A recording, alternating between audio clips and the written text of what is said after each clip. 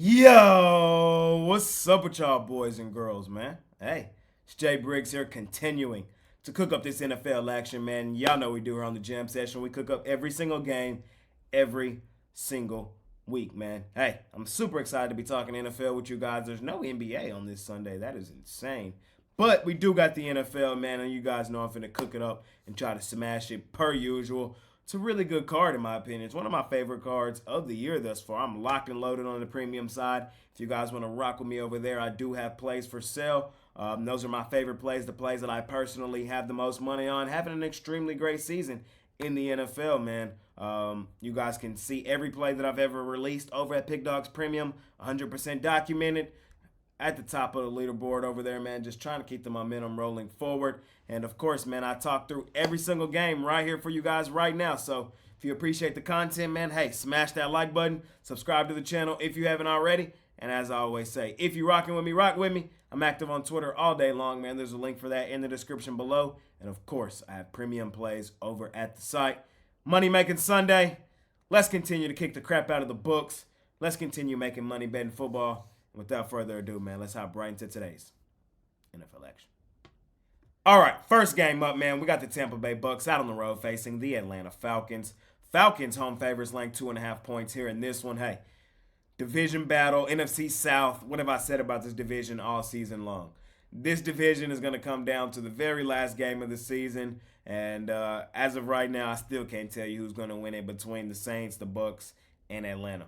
In my opinion, I think this is a 50-50 game. I could see this game going either way. And what have I said about those games all season long? I'd rather A, attack the plus money, or B, have the points in my back pocket. And I think that's the great place to be here with the Tampa Bay Bucks. The Bucks have been the better cover team thus far this season. Atlanta has really struggled against the number, just 4-8 as you see on your screen. Tampa 7-5. Tampa, hey, they're not a fun bet. I know a lot of people are not in love with Baker and that offense, but it's been okay, and I think they do enough here to keep themselves in the game, if not win this game outright. I think, again, this division is going to come down to the very end. I expect all the teams to be right around that 8-8 or 8-9 in area, somewhere in there. It's going to be tough all the way down the stretch. Tough game. Rather have the points in my back pocket with the Bucks, the better cover team. First game of the day. All right, let's keep it moving. Next game up, we got the Indianapolis Colts. They're out on the road facing the Cincinnati Bengals. Bengals home favorites laying 2.5 in this one. My play of the day last week was the Tennessee Titans, man, and what a loss that was. The Colts go down and win it in dramatic fashion. Minshew with a strike over the middle to was it Pierce? I think it was Alec Pierce who he hit, man. It was a hell of a pass. The Colts battled all game. Thing is I also like what I saw from Jake Browning last week. What was he? 27 for 32. Hey, really efficient. And if you're going to be efficient like that, especially with the weapon Cincinnati has, they're not done. They're still right there in the mix of things as well. I sort of understand why they're favored here. At home, they're going to play to their crowd. The Colts, they're a decent team, but they're not a great team. And I don't trust them out on the road against a team who, talent-wise on the other side, is just as good. There's a backup quarterback for the Colts as well, just like it is for the Bengals. Although Minshew is, I think, the better quarterback, and he's had more games and more reps under his belt thus far in his career and this season. But I think the Bengals pull this game out at home and keep their season alive. The Bengals were my Super Bowl pick at the beginning of the year. When Joe Burrow went down, it looked really grim, and it still is grim. But that doesn't mean that they believe that in the Cincinnati Bengals locker room. This is a team that has competed in the AFC for the last couple of seasons, just made a Super Bowl. Still got a lot of those same guys in this locker room. They believe in themselves, man, and I think they keep their momentum rolling forward, keep their season alive. I think they beat the Colts here in this one. I'm going to take the Bengals here in the second game of the day. Next game up, we got the Jacksonville Jaguars out on the road facing the Cleveland Browns. Cleveland favored in this game, laying 3 points.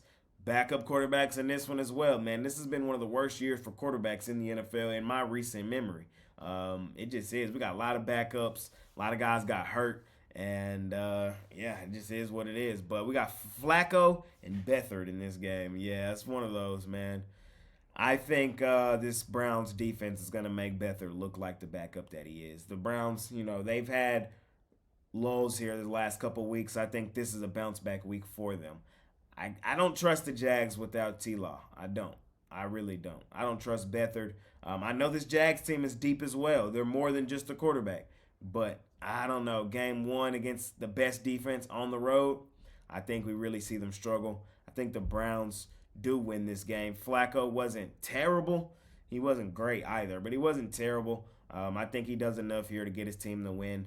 I'm going to lean towards the Cleveland Browns, laying the points at home. I think they get back on track. Bounce back week for the Cleveland Browns. Next game up, man. Next game up. We got the Houston Texans. They're out on the road facing the New York Jets. Jets getting 3.5 points at the crib. Zach Wilson, I believe, is back for this one. I don't think it's going to matter, though. Salah, I think, has lost his locker room. I told you guys I hated the Tim Boyle experience. There was no reason to do that. We all know the outcome was going to happen. You might as well have stayed with Zach Wilson and tried to keep the ball rolling. But, hey, now trying to insert him back here, it's over. Their season's done. Stick a fork in them. The Texans are head and shoulders the better team, in my opinion. Am I rushing to the window to lay 3.5 with Houston on the road? I don't know. But I do think they are the better team. I do. And I do think they win this game. I can see it being sort of competitive. This Jets defense is good, and we did lose Tank Dell with the Texans last week, so we got to see how they come out and respond after that. But I think they're still the better team. I love the culture change. I think they win this game.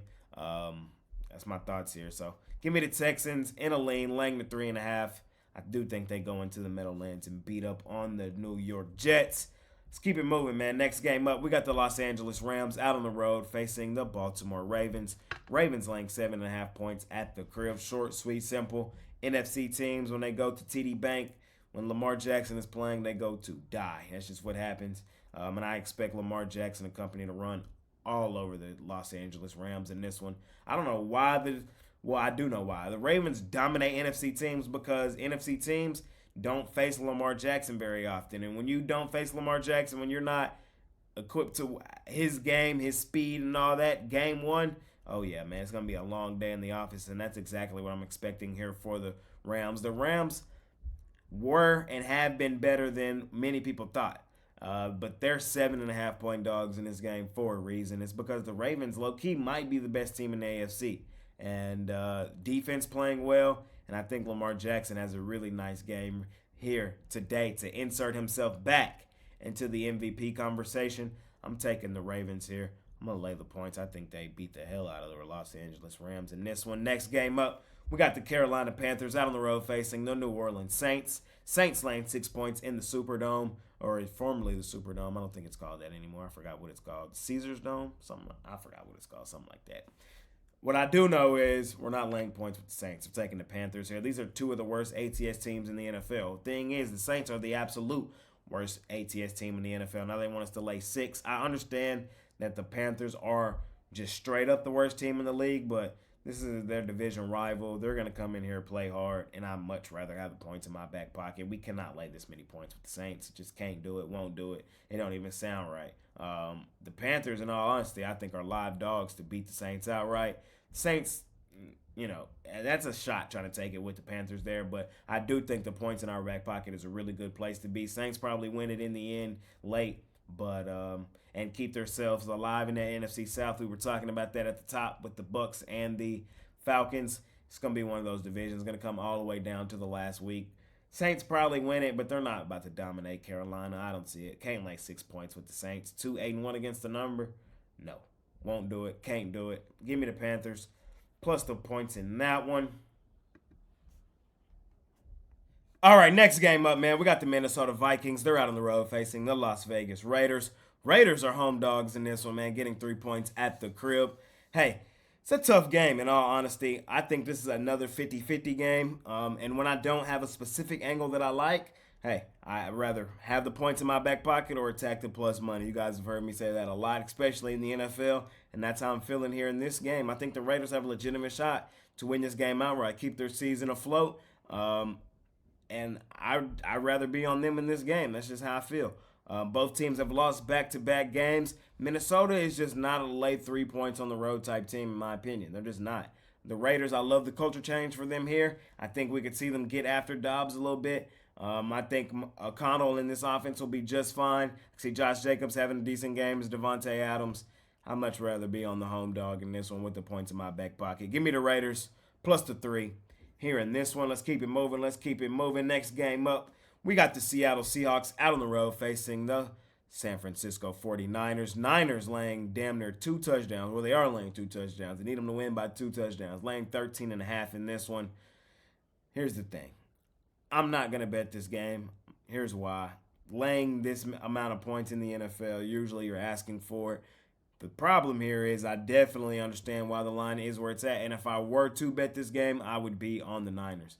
The Niners, in my opinion, are the best team in football. I got to go wash my mouth out with soap. It hurts to say that, but I call a spade, and that's just the truth. We've seen them kick the crap out of Philadelphia in Philadelphia last week.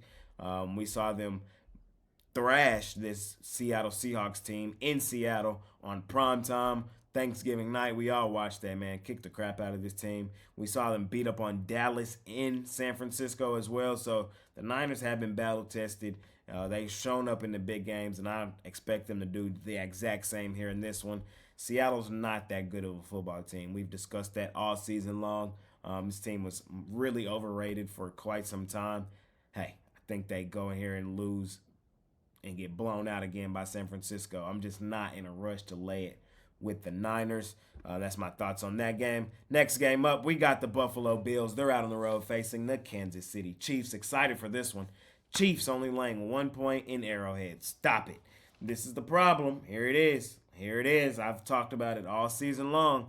They continue to price the Buffalo Bills like they're the Buffalo Bills of old or like they're a good football team, when in reality, what are the Buffalo Bills? They're a 500 football team, and they're 4-8 against the number. And we have made a good amount of money just strictly fading Buffalo, and we're not going to stop now. What have we seen to suggest that the Buffalo Bills are about to go in here and beat the Chiefs in Arrowhead? I understand that the receivers for the Chiefs aren't the best. I understand all of that, man. But this is still Mahomes in Arrowhead where they don't lose. Stop it. Stop it. And to expect the Bills to go in here and beat the Chiefs, that's basically what you need here at +1. Is insane. It's not going to happen. At least not in my opinion. So I'm not overcomplicating this one. I'm not sugarcoating this one. I'm fading the Bills like we've been doing all season long. I'm all over the Chiefs at home in a bounce back spot. Hey, this is Kansas City in Arrowhead at a damn near a pick 'em. Sign me up. Next game up, we got the Denver Broncos. They're out on the road facing the Chargers, man. Chargers laying 2.5 points at the crib. The Los Angeles Chargers. I almost called up the San Diego Chargers, so I had to catch myself. But the Los Angeles Chargers, man. To be honest, I'm not in love with this game either. I haven't bet the Broncos much, but if I were to bet this game, I would rather have the points in my back pocket with the Broncos. I think this is another 50-50 game. Nothing here yells late points with the Chargers. The Chargers team that scored 6 points last week did cover somehow, some way, only scoring 6, shut out the Patriots. I don't think they got another shutout in this one. I would also lean to the over in this one. I can see some points being scored off of that's such a low-scoring game for the Chargers. But I'm not in love with taking the Broncos. I'm not. But I do think that's the play here. I can see this game coming down to the very end. Broncos probably win it late or at least have a shot to. And in those type games, I'd rather A, have the attack the plus money, or B, have the points in my back pocket. Hey, last game of the night, man. America's game of the week. It should be. I know it's not because that's Fox late window. But, hey, it's the best game on television. Hey, I cannot wait to watch this thing. You already know where I'm at. I ain't even got to say too much. I am going to lay the 3.5 with my boys at the crib. You know why? Because we have gone stupid, dummy, crazy at the crib, man. That's why. And that's my story. I'm sticking to it. Hey, we beat these boys last year in the D. We finna beat them again here in the D. We've been dominant in the D the last 2 seasons, and I just don't see it changing.